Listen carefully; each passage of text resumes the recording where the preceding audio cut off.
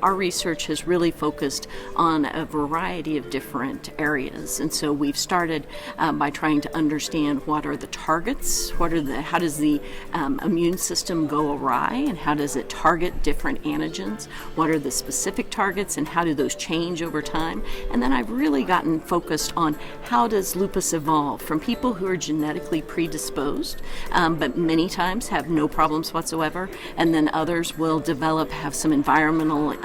influences like Epstein-Barr virus, making the wrong immune response to a virus, or having too low a vitamin D, or other types of environmental factors that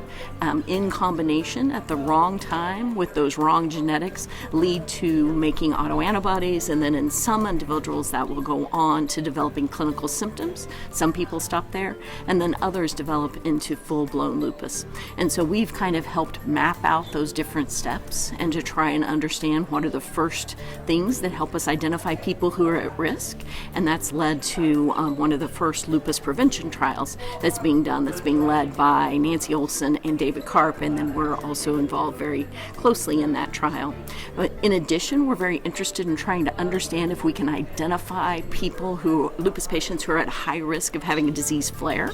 and have found some ways by looking at blood markers so we can identify patients before they ever have new clinical symptoms that they're immunologically active. And this is extremely important because that way we can potentially intervene with lower doses of medicines and not have to use a lot of the very toxic medications. And then the third part we're very interested in is trying to understand the heterogeneity of lupus. So we've always known that lupus clinically can look very different in different patients, but we've had so many challenges trying to develop new medications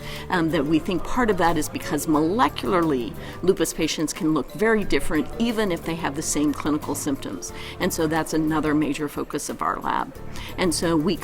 everything we do is patient-oriented research. And so I'm still a practicing rheumatologist who see lupus patients every week. And so everything comes back to the patients, and it's all about trying to improve the lives of patients with this disease.